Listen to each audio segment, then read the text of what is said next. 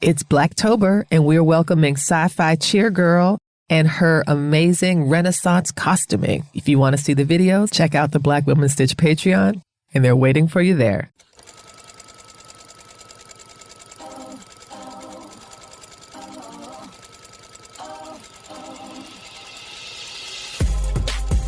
Hello, Stitchers. Welcome to Stitch Please, the official podcast of Black Women Stitch, the sewing group where Black Lives Matter. I'm your host, Lisa Woolfork. I'm a fourth-generation sewing enthusiast with more than 20 years of sewing experience.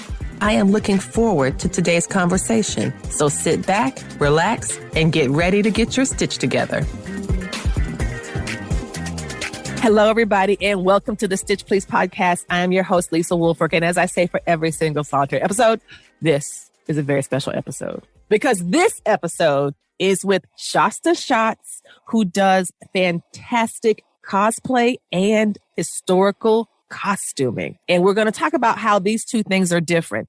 But let me tell you about Shasta's work. And also, if you are a Patreon, thank you so much for being a Patreon supporter. You're welcome because you get to see not only one, but two pieces. One that Shasta is actually wearing, and then one in the background. And when I asked her about this piece and what was it, the 16th century gown that you made, she's like, oh, no, this whole thing, this is a hand-stitched 16th century Elizabethan collar play outfit that I can run around in the yard and get muddy with. And I was like, and you made that by hand and you can get it dirty? And so it is not often that I feel like, I need to step up my game.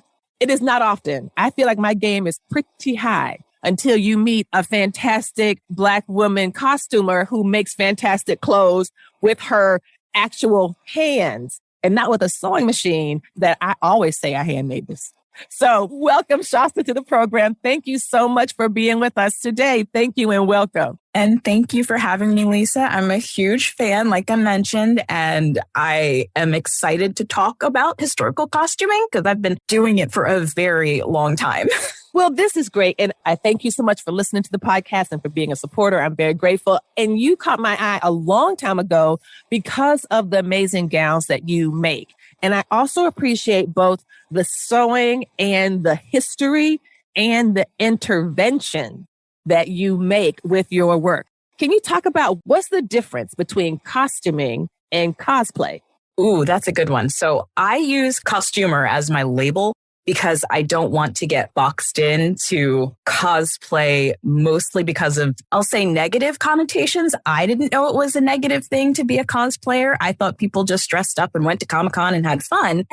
Yeah, right. But people looking at it from the outside, people who aren't into certain areas of pop culture considered cosplay to be something that children did, or people, especially here in America, that other countries did, but that's not something, quote, we do. Interesting. Yeah. But when I started costuming in general, I didn't know that cosplay was a thing. I didn't technically know that costuming was a thing until I went to my first Ren fair and said, oh, I want to wear a princess gown. But instead of trying to be a Disney princess, I wanted to be Queen Elizabeth. Yes, that's right. Yeah. So it's more on the theatrical side because most of what I wear, I can just toss in the washing machine. You didn't necessarily do that back in the 16th century. That I understand. And so I'm really interested in this dichotomy that you are describing between costuming and cosplay. And it makes me wonder, because I've had a lot of great cosplayers who have been on the show and who make and manufacture amazing things. Like, I mean, they're creating their armature. They're trying to figure out, how can I make my wings stand up? Where can I find brown ears? You know what I mean? Like Right. All of these things that they're doing. And it just makes me wonder if you don't think, is there a little bit of snobbery or class distinction or something between cosplay and costuming? I'm wondering where the resistance comes from. Is it perhaps because historical costuming might be seen as more, like you said, theatrical or maybe even academic, or who knows? Like, there's no play in costuming. In costuming, we are studying and working hard and sewing tiny stitches by hand. Play is not serious. I'm just getting that vibe from the distinction. What do you think? I do a lot of observing when I'm costuming, no matter where I am. I'm always observing what other people are doing, how they're looking at each other. And for the longest time as a quote unquote costumer, I saw a few Black people, and that's where the distinction started for me. So I went to my first Ren Fair and I saw one cast member who was Black. Blackity black, black, black. And I was like, oh, he's amazing. If he can do this, I'm going to do it too, right? But when I went to my first Comic-Con, I saw droves and scores of Black people. All my blurred friends out there, they were doing this thing and they said, oh, you should definitely do this thing too. And I said, oh, so I can wear a super suit? Okay, I'll try to figure out what spandex is and sure. Because I'd already been costuming for probably 5 years at that point and even longer because, Halloween was our first cosplay.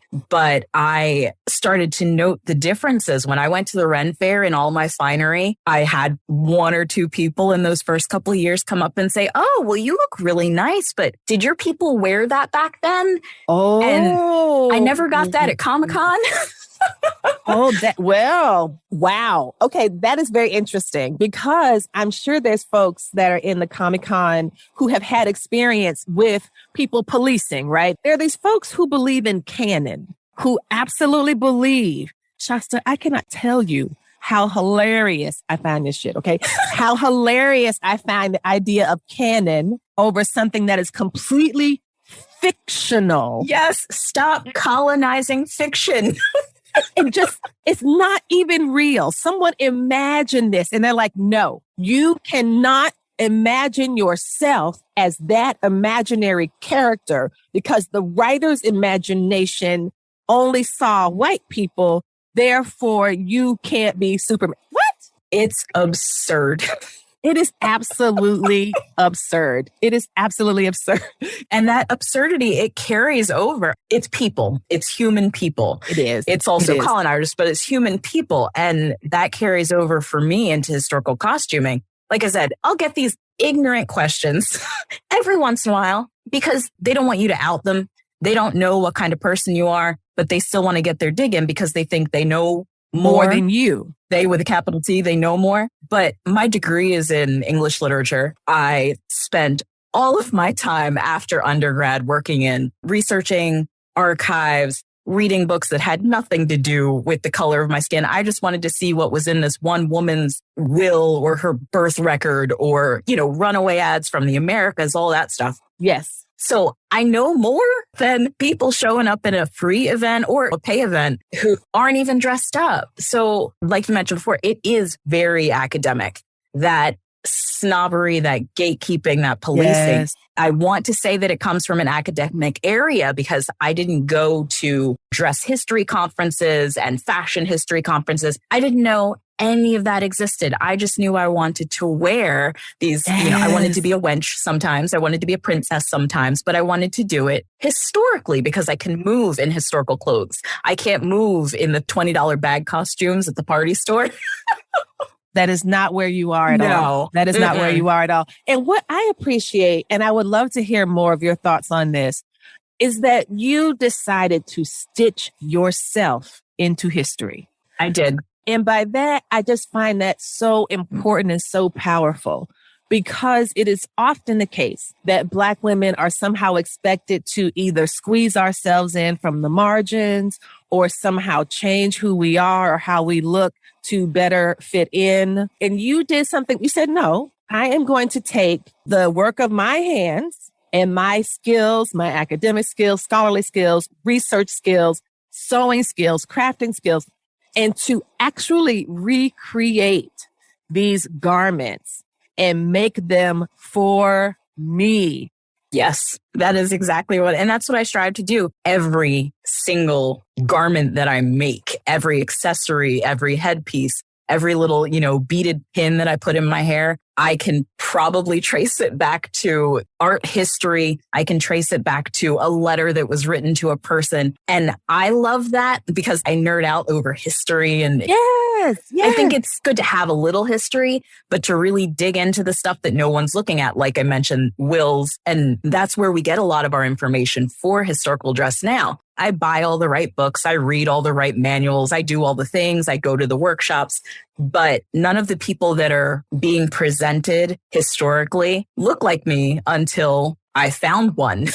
And it was the one now we have historical figures that were physically erased from portraits, and we have them emerging, and we're finding, the Medici child that was in a portrait that they wiped out, and then they brought her back around 2010 or so, and we have her now. And we can say, my kids can say, oh, that person really does look like me. Yeah. And so making the clothes that they wore, it's art history. So it could be fiction for all we know, but we know somebody wore these clothes, and I'm making them and I'm wearing them for other people to see, because who are they to erase us? Exactly. And who are they to erase us in the past? And who are they to think that they can erase us now? And this is one of the things I think you might be bumping up against, is this idea that there will always be some folks who want to believe that they know more and they know better. And they're not asking anyone else. They're not quizzing other people. They don't go around quizzing white folks about their outfits, because they can't tell who would be rich and who would be poor and who would be a farmer. They don't know. But they can look at you and say, oh, there's a black. I know I'm going to go ahead and put her in my black box. It's nonsense. It's clearly absolute nonsense. But yet these things still impact our lives. And you have done such a beautiful job of proving something that I really believe in, is the idea of sewing as resistant. Yes. And you might know, you said you did English. So Audre Lorde, in her famous essay, The Master's Tools Will Never Dismantle the Master's House, and talking about her experience at that conference. But the thing that I like to think about for me, and I was teaching the classes session and the semester, and I was like, you know what? We know what the master's tools are. The master's tools are patriarchy and capitalism and white supremacy. They are also institutions like jails and courts and schools and churches. But what are the opposite of master's tools? What are those things that can be used to break down and critique and open up cracks of light for our liberation? And in my opinion, those things are craft and those things are art. The needle and thread, the paintbrush, the knitting needle, the crochet hook, all of these things, the felting needle, all of these things, I believe, are ways to promote radical change. And you are living proof of that. Thank you. So thank you for proving my thesis, girl. I didn't know you was going to do that. Thank you. I'm here to help always. I appreciate you. Appreciate you. I think I'm going to use this transcript for my paper and be done with it. What I'm so excited about is that in talking to you, you are wearing a 16th century gown right now. Again, it's a work gown, but y'all, it is lovely. It is absolutely lovely. And especially knowing that it's made by hand, I cannot even imagine. And then there's another piece behind you and another piece behind that. And all of these things are things that you have made. And I want to talk about you finding that portrait of the 16th century Black woman and how that became in some ways like an early portend for future discoveries. Can you talk a bit about what that process was like and how you went about uncovering something that had not been previously promoted? My husband and I, we like going to art museums. We're on the East Coast, so we've got museums everywhere. And we found the Walters Art Museum in Baltimore, Maryland, was doing an exhibit on Black presence in Renaissance Europe. And I think it had traveled a little bit. It wasn't widely traveled, I think, again, hitting the East Coast. But these were art pieces that had traveled the world, been locked away in closets, and they were all Black. And just seeing those pieces up close, I was in tears. I'm trying to listen. Those people just walking, oh, look at you, look so happy. I'm like, you would be too if you hadn't seen yourself represented throughout all these years of college, all these years of school, every art history book. Because, you know, we appear, like you mentioned, in the margins. Sure. We are allegories for Africa and more colonization. We have Queen of Sheba, which is, again, one of those historical fictions that people make up to say, oh, I'm well-traveled because I saw a person that's darker than me. But when I saw the Karachi portrait and learned about it, it's a portrait of a Black woman.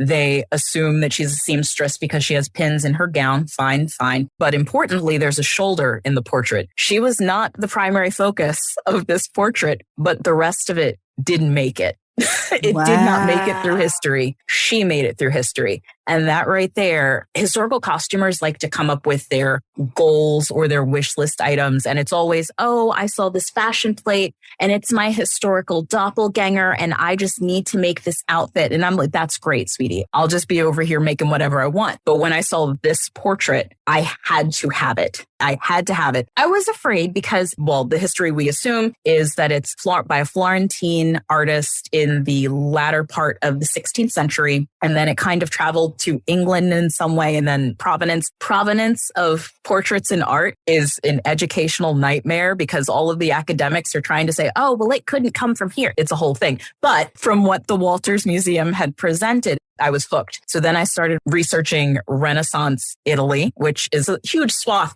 I wanted to figure out how we got to this woman being in this portrait. We'll never necessarily know who she was, but we can see what she represented. And like I said, we have her. We have nothing else.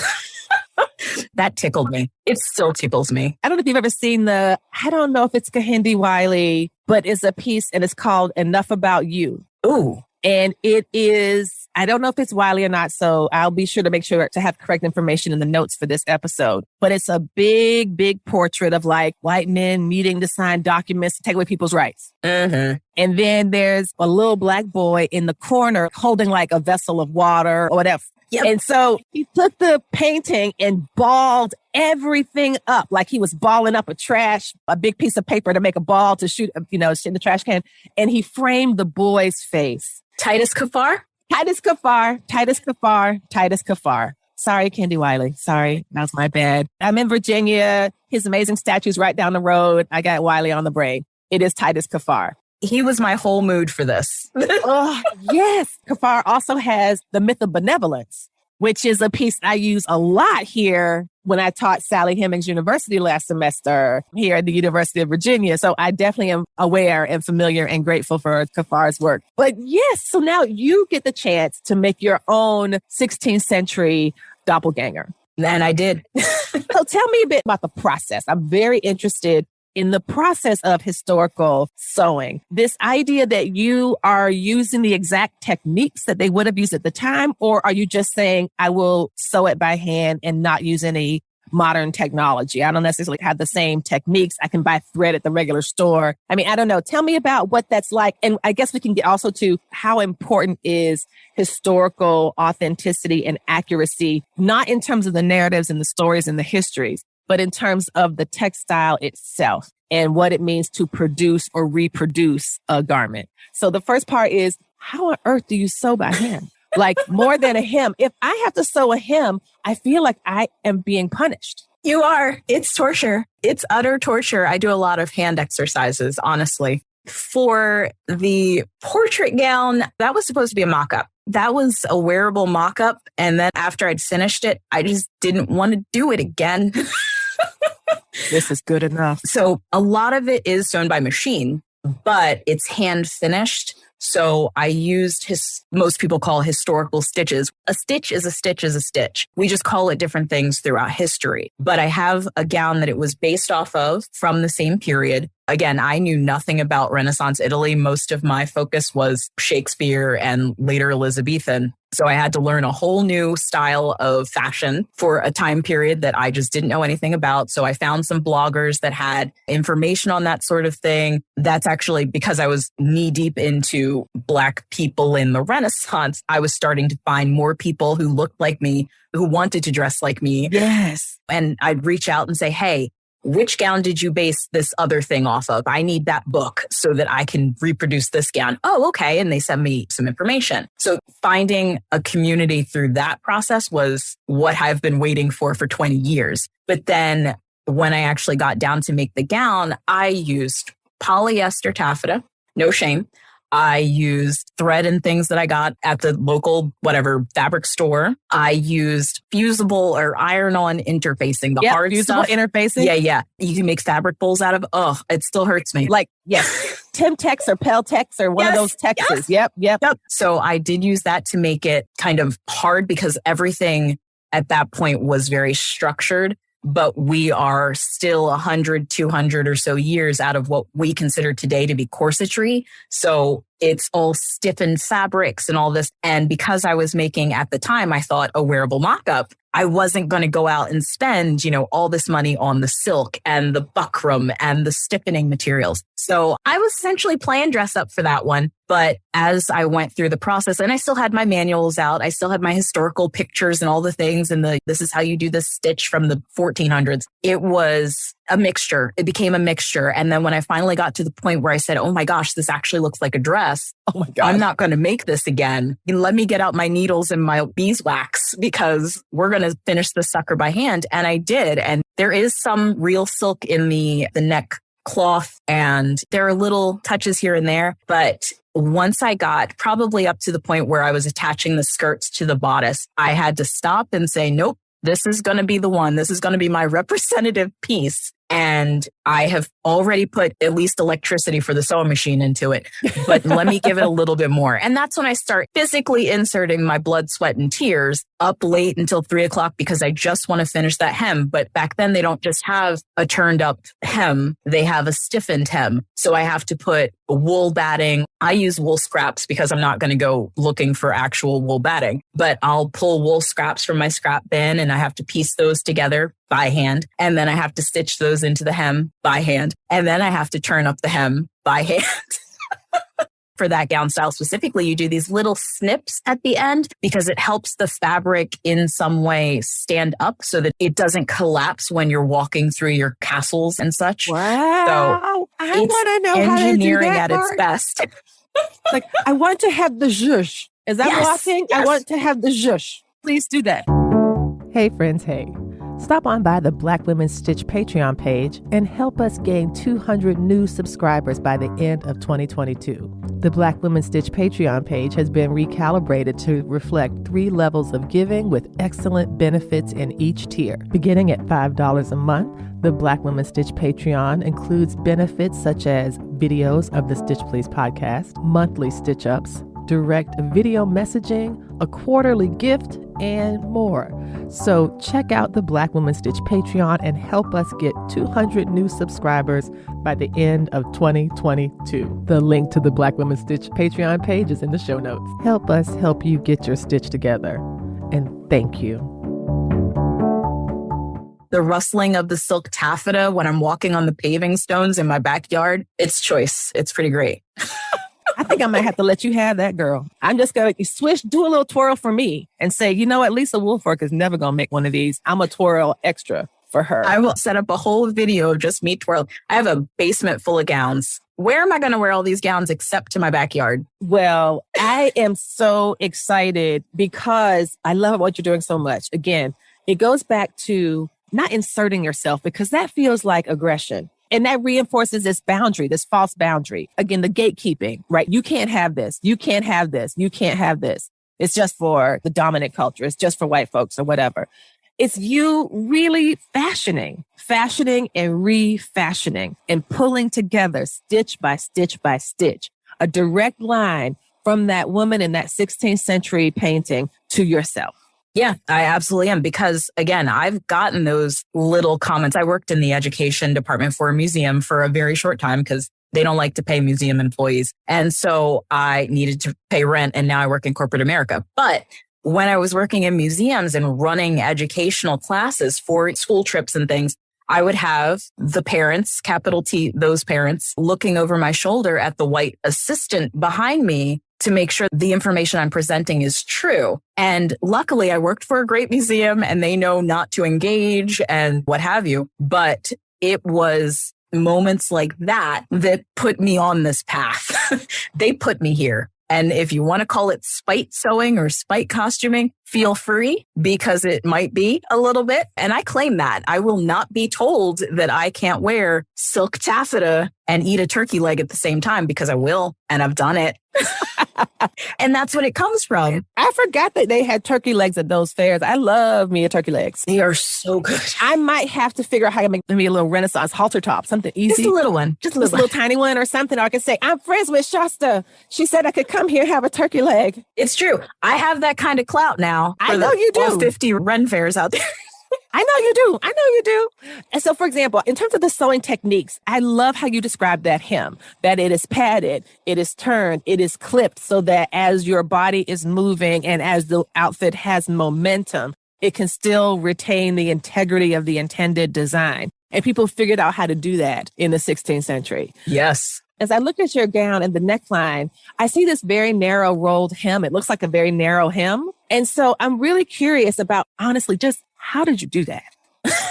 No, really, like, just tell me the answer. Because I try to do mine on a sewing machine. And even then, with that little rolled hem foot, I end up trying, hopefully not losing my religion, because I get so mad because I hate that foot. I hate it so much. It hops out of the thing and then it's like making a fool of you. And so I'm like, that's a beautiful one. And I know you probably did not use that horrible foot for it. I did not.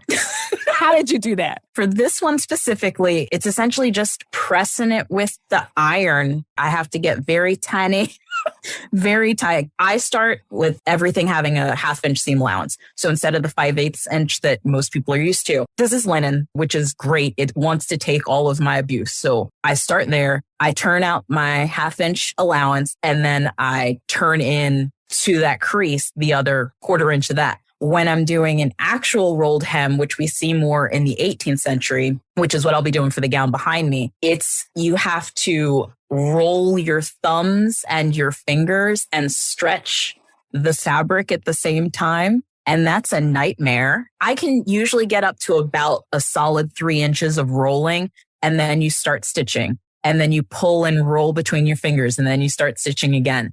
And it's an absolutely beautiful stitch, whether you do it well or not, but it takes a long time because a lot of people have that texture thing where they either can't feel the texture of the fabric and what the fabric is doing, mostly because of the calluses on my fingers, or they get frustrated at the pulling and the rolling. So I actually took a class specifically to learn rolled hems because they're that serious. Wow. But that's all you do. And my question for history is, why would you do this? How did you come up with this torture for everyone in the future who wants to replicate these very tiny stitches? But that's what you do. And it's just a matter of sitting down, binging a television show and just rolling and stitching and rolling and stitching. And yeah, that's how that came about.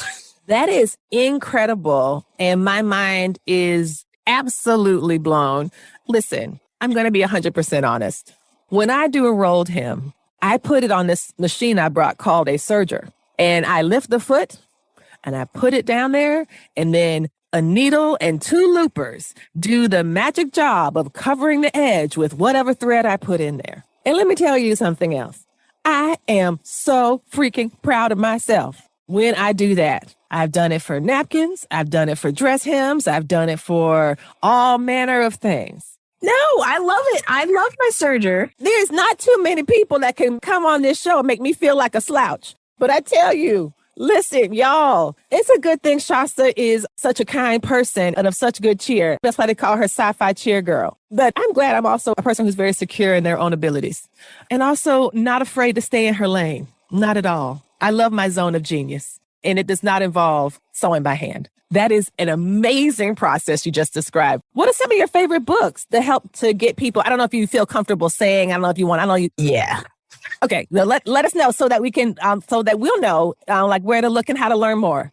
Yeah. So I absolutely give out information freely. Always send me messages. I will tell everybody everything because nobody told me anything when I was starting out after college. I had no idea what I was doing. So my favorite books are the Tudor Tailor. They're a London outfit, and they have gone into the wills and the probate records and the National Archives in the UK, and they have pulled this information and put it into databases, and then they have written books on it. So the Tudor Tailor books are my favorite, and the book they have coming out eventually, because everything has been slowed down, it's called The Typical Tudor, and the cover girl is one of my goal humans to meet one day. And I'm absolutely going to mispronounce her name, but I will say it anyway. Harley DeRoche. And she is with an organization, or was with an organization called the Society for Creative Anachronism. And that's where we get a lot of historical people from. She is an amazing Black human, and I love her madly. She was my inspiration. So once I found out she existed, that she's on my board. Yes. And she's the cover girl for this new book. And I will always promote the Tudor Tailor and what they do. They teach you the stitches. They occasionally have videos to kind of supplement that. A book that's not really about costuming and sewing, but I found very helpful in coming to this point where I wanted to find all of the historical Black people was The Black Tudors, which is by Dr. Miranda Kaufman, again, UK. They have all the history over there, so we just got to get it over here. Yes. In that book, she tells stories of people. She's just telling people stories, but they're our people stories. You know, I'm not British, but these people are me. This is the culture I'm emulating when I play in this fantasy world every summer. So I believe it's 10 stories on people that existed. And she went into archives and she went into museums and said, hey, who's this person in the corner here? And she brought as much as she could to light. And that the people that she profiled were just tiny snippets, but they're close to royalty. They're everyday people. Wow. They're people who had clothes, wore clothes, that made clothes. And again, it's not even about sewing and costuming, but it helps give me context because you cannot have historical costuming without context. And those are not my words. Those came from some accomplices that I have picked up along the way. But I absolutely agree, because if you walk into a Ren fair, you are going into a fantasy land, but you're also going to get history. And if you decide you want to grab onto that part, then you'd better know what you're doing, or you're going to get an educational lesson from the crazy Black lady who is showing up at the Ren fair and wants to know exactly why you decided that was a good idea. And, you know, I'm always looking to help people. And unfortunately for them, if a stranger walks up to me on the street and asks me about this petticoat that I'm wearing, they're going to get a 45-minute history lesson because that's how I was trained. So wow. Look at, you're so generous reading these people for free. Some of them now.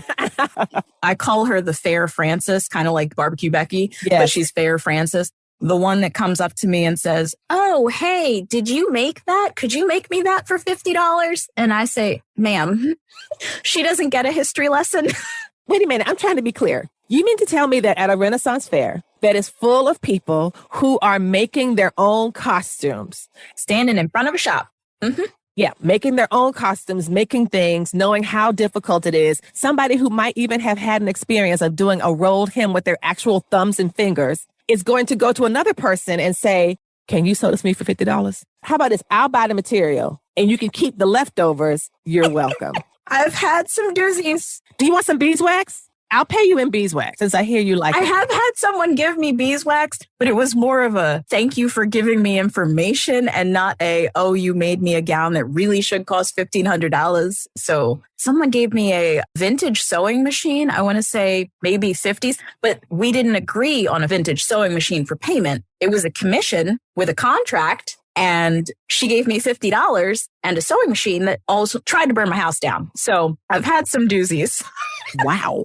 Wow. Now, what advice would you give to somebody if there's, you know, some Black folks who are listening, who we love to sew and make things, and there's Renaissance fairs around and about, if we're interested in that, how would you advise folks to get started? Oh gosh, the first answer, step one, just do it.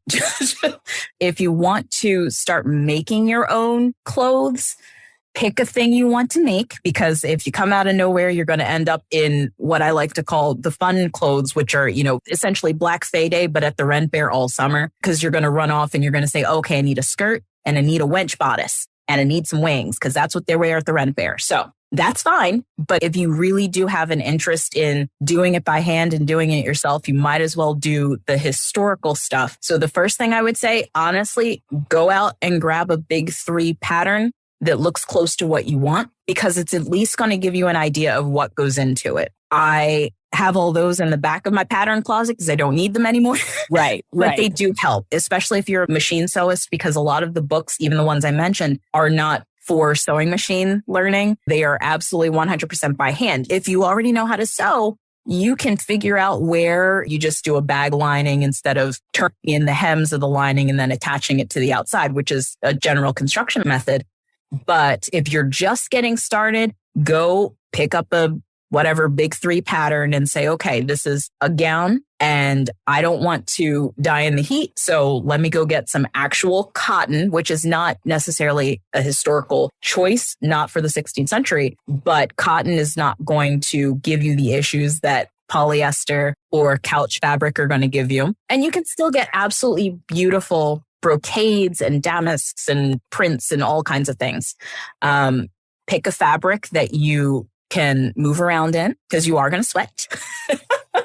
Well, no matter what kind of garb you're making, you are going to sweat in it. And that's fine. If you have access to good linen, make all of your underclothes out of linen because you're going to be layering, even if you're just going for a shirt and a bodice or a doublet and a pair of bottoms or a skirt. Start with linen. You don't need corsets. You don't need shapewear. The garments are going to do all that for you. And then once you have that done, you've done your first day at the Ren Fair and you're like, okay, no, I want more. I need to step this up.